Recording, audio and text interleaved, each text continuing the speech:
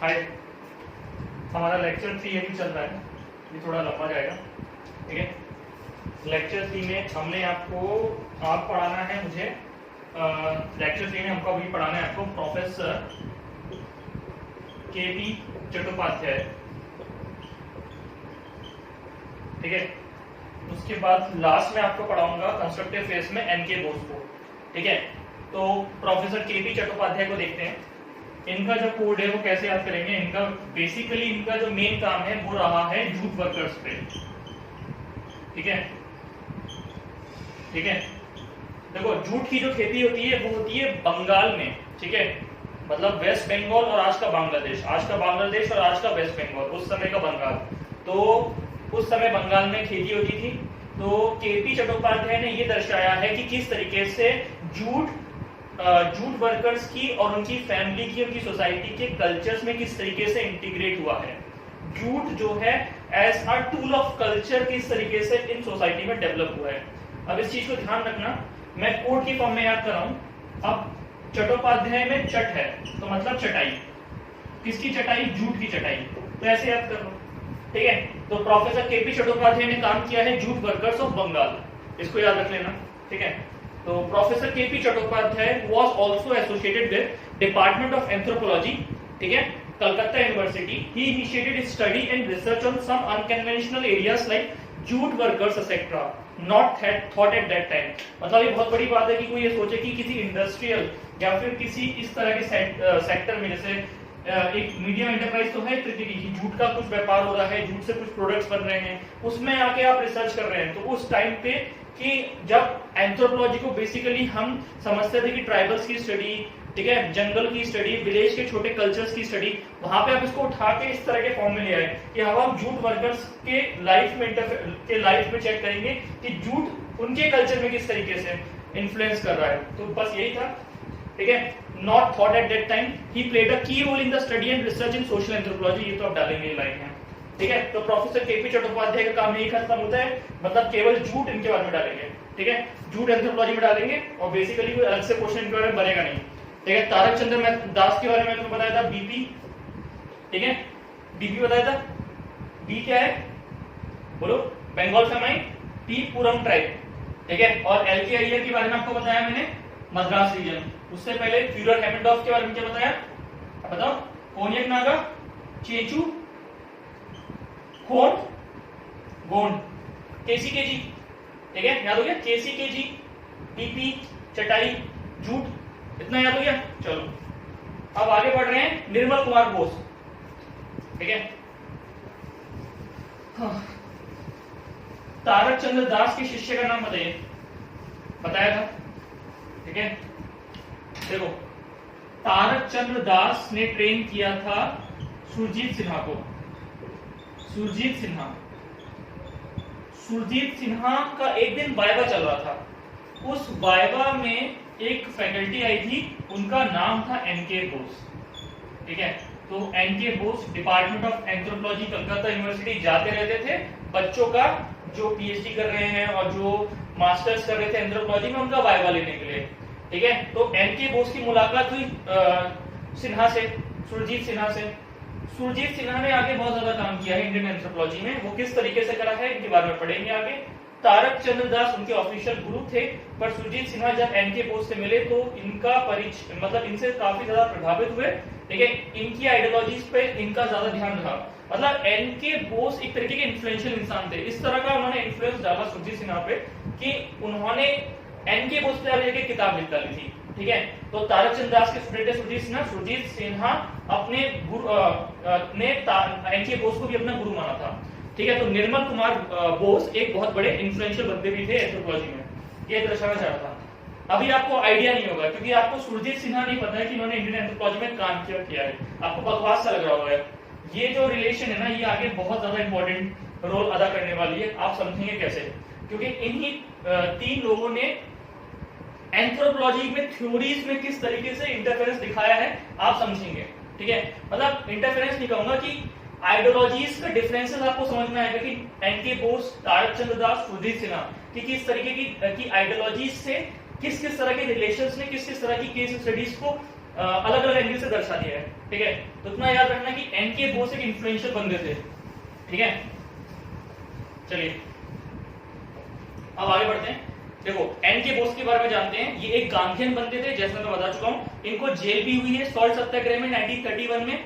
Actually में he was not associated with anthropology, later he joined anthropology, ठीक है। कौन से स्कूल से थे?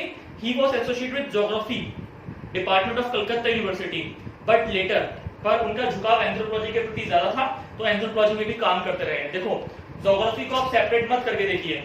ज्योग्राफिकल आइसोलेशन से ही कल्चर बनते हैं, ज्योग्राफिकल आइसोलेशन से ही कल्चर बनते हैं। India is a land of diverse geography, तो इंडिया में डाइवर्स कल्चर्स का होना स्वाभाविक है। अगर इंडिया एक प्लेन टोपोग्राफी होता तो इंडिया में इतने कल्चर्स नहीं होते। इंडिया की ज्योग्राफी ने ही इंडिया में इतने कल्चर्स बनाए हैं।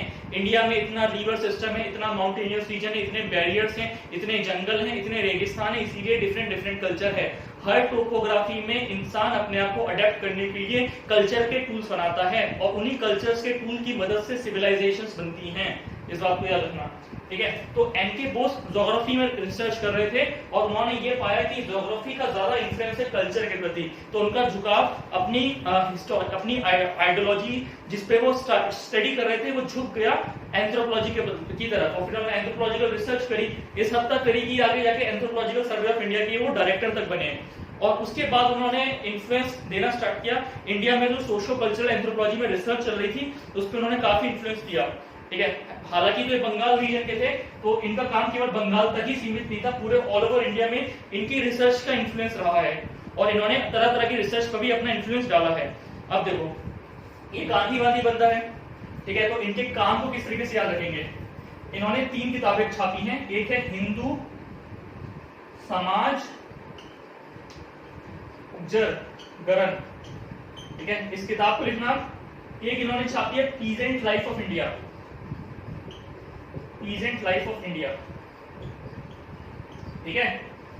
और तीसरा इन्होंने कलकत्ता आ सोशल सर्वे छापी है, कलकत्ता आ सोशल सर्वे। आज इसको दूर दूर तक देखो कि आपको बेसिकली ट्राइबल इथनोग्राफ नहीं दिख रहे हैं, तो आप ये देखिए कि इनका जो काम है वो इंडिया की जो सोसाइटीज हैं, आप जिनको मॉडर्न कहते हैं एक तरीके से, वहां पे झुकाव हो रहा है। इनका जो वर्क है वो हिंदू पे ज्यादा फोकस है, किसान पे ज्यादा फोकस है, अर्बन सोसाइटी पे ज्यादा फोकस है, ठीक है। हालांकि ऐसा नहीं है कि इन्होंने ट्राइबल्स पे वर्क नहीं किया। एक ट्राइबल पे इनका बहुत फेमस वर्क है, वो है जुआंग ऑफ उड़ीसा। जुआंग ऑफ उड़ीसा पे इन्होंने काम किया है। पर ये 3 मोटे मोटे काम हैं जो आपको डालने पड़ेंगे। ये 3 मोटी मोटी किताबें हैं जो आपको डालनी पड़ेगी अगर एनके बोस के बारे में आता है। अब कैसे याद करेंगे? गांधीवादी थे, गांधी हिंदुइज्म की बात करते थे, ठीक है, हिंदुइज्म रिफॉर्म्स की बात करते थे, ठीक है। तो हिंदू बात हो गया, हिंदू समाजगरण याद हो गया, ठीक है। किसान की बात करते थे Gandhi, peasant life of India, village republics की बात करते थे, कलकत्ता सोशल सर्वे वैसे ही याद रखना है क्योंकि एनके बोस कलकत्ता से थे। ये 3 काम याद रखने, हिंदू समाजगरण, peasant life of India, Calcutta social survey, ये तीनों किताबें लिखी हैं एनके बोस ने, ठीक है। और एनके बोस के बारे में आगे तो आपको लिखना पड़ेगा इन तीनों के बारे में, रट्टा मार लीजिए, Hindu, peasant and Calcutta, HPC, ठीक है। चलिए, His study of Calcutta University marks a departure from conventional social anthropological study। ये तो ऐसी लाइन है। अब देखो, इन्होंने एक कॉन्सेप्ट दिया था, Hindu mode of tribal absorption, Hindu mode of tribal absorption, ठीक है, Hindu mode of tribal absorption.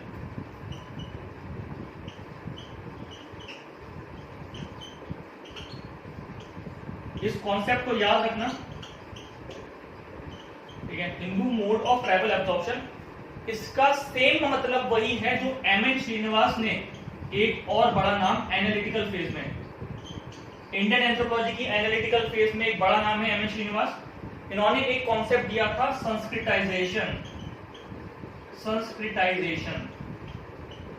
ये और ये कॉन्सेप्ट लगभग सेम ही है। अब इनका क्या मतलब है? इनका यह मतलब है कि जब छोटी कास्ट के लोग, मतलब जब निचली लोअर कास्ट के लोग अपर कास्ट की कस्टम्स को, उनके ट्रेडिशंस को फॉलो करते हैं, इमिटेट करते हैं, ठीक है, उनको फॉलो करते हैं, तो धीरे धीरे करके वो कास्ट सोशली मोबाइल होती है, सोशली मूव करती है अपवर्ड डायरेक्शन में, ठीक है। और उसी सोशल मूवमेंट को पीछे करते करते एक लोअर कास्ट जब अपर कास्ट में कन्वर्ट होने की कोशिश करती है तो उसको संस्कृताइजेशन कहते हैं। अब यहाँ पे कैसे समझेंगे, यहाँ पे ये है कि जब एक ट्राइबल ग्रुप किसी कास्ट के सोशल कस्टम्स और उनके फॉलोअर्स को फॉलो करने की कोशिश करते हैं या इमिटेट करने की कोशिश करते हैं तो उसको बोलेंगे क्या, Hindu mode of tribal absorption. यहाँ पे जो कास्ट है वो हिंदुइज्म की बात करते हैं, क्योंकि कास्ट का जो कॉन्सेप्ट है वो हिंदू वाली है, बात समझ आ रहे हैं। और ट्राइब्स का जो कॉन्सेप्ट है वो हिंदुइज्म से काफी दूर है, वो नेचर के नजदीक है, वो एनिमिस्टिक है, ठीक है। जब ट्राइबल्स लोग इनको फॉलो करना स्टार्ट कर दें, इनको इमिटेट करना स्टार्ट कर दें अपर ट्रेडिशंस को, ठीक है, तो इसको बोलेंगे Hindu mode of tribal absorption. Sanskritisation में ये कास्ट वाइज है, ठीक है। तो मेरे को बेसिकली समझाओ, सबसे पहले क्या होगा, सबसे इसका सिंपल से सिंपल मतलब है कास्टाइजेशन ऑफ ट्राइबल्स, कास्टाइजेशन ऑफ ट्राइबल्स, ठीक है। इसका ये मतलब है Hindu mode of tribal absorption ये है कि एक पर्टिकुलर एरिया है, उस पर्टिकुलर एरिया में मेजर तौर पे डोमिनेंट ग्रुप हिंदूज का है, ठीक है। समझ लो, जैसे सपोज करो एक पर्टिकुलर एरिया है, उसमें मेजर तौर पे डोमिनेंट ग्रुप्स हिंदूज का है, साइड्स में ट्राइबल्स रह रहे हैं जिनका नंबर कम है, ठीक है। तो हिंदू लोग जो डोमिनेट कर रहे हैं वो अपने कल्चर को सुप्रीम दिखाएंगे, वो इथनोसेंट्रिक व्यू रखेंगे और दूसरे के कल्चर को छोटा दिखाएंगे, जिसके चक्कर में छोटे कल्चर्स उन बड़े कल्चर और ट्रेडिशंस को फॉलो करने की कोशिश करेंगे, ठीक है, ताकि अपने आप को निकाल के लाएं, अपने आप को ये दिखाएं कि हम जो फॉलो कर रहे हैं वो अच्छा नहीं है। बेसिकली क्या है कि जब tribals Hindu way of life को जीना स्टार्ट कर दें, ठीक है, जब tribals Hindu way of life को जीना स्टार्ट कर दें, इसी को बोलेंगे कास्टाइजेशन ऑफ ट्राइबल्स, ठीक है। मतलब आप ट्राइबल्स को हिंदुआइज कर रहे हैं, ठीक है। और इसी कॉन्सेप्ट को समझाया था एनके बोस ने, जिसको बोला था Hindu mode of tribal absorption. इतना समझ में आया, ठीक है। जब ट्राइबल्स हिंदुआइज हो जाते हैं, ठीक है, और किसी कास्ट में एंटर कर जाते हैं, फिर उस कास्ट सिस्टम्स में भी काफी हायरार्की है, फिर उस कास्ट सिस्टम में जो मोबिलिटी होती है उसको बोलते हैं संस्कृताइजेशन। इतना समझ में आया। मूवमेंट्स हैं, ये सारे मीन्स हैं सोशल मूवमेंट के, ठीक है। और ऐसा नहीं है कि सही है और ना ही ये गलत है, ठीक है, क्लियर हुआ। चलिए, तो he also initiated studies on some unconventional areas as a part of Indian civilization. He proposed the concept of Hindu mode of tribal absorption. He showed that इन्होंने ये दिखाया कि tribal society after adopting Hindu way of life have been absorbed in Hindu society. वो Hindu society में at the end absorb हो जाती हैं। तो यहाँ पे हमारा कंस्ट्रक्टिव फेज पूरी तरीके से खत्म होता है। इसमें कुछ एंथ्रोपोलॉजिस्ट बचे हैं जिनके बारे में बताऊंगा और मैंने नाम भी लिखवा दिया स्टार्टिंग की वीडियोस में। अब हम एनालिटिकल फेज में एंटर करेंगे। इतना सुना है, तो कंस्ट्रक्टिव फेज हमारा खत्म हो गया, ठीक है। एनके बोस के बारे में लिखना है तो क्या लिखेंगे, डिपार्टमेंट ऑफ ज्योग्राफी, ठीक है, झुकाव towards anthropology, director of anthropology, ये तीनों कॉमन के लिखेंगे। Hindu mode of Hindu mode of tribal absorption है ना, Hindu mode of tribal absorption के बारे में डालेंगे, ठीक है। और जुआंग ट्राइबल में डालना चाह सकते हैं, वहां डाल सकते हैं। और उसके बाद तो हम घुमाएंगे जो आंसर घुमाते हैं। इतना काफी है, चलिए आगे बढ़ते हैं।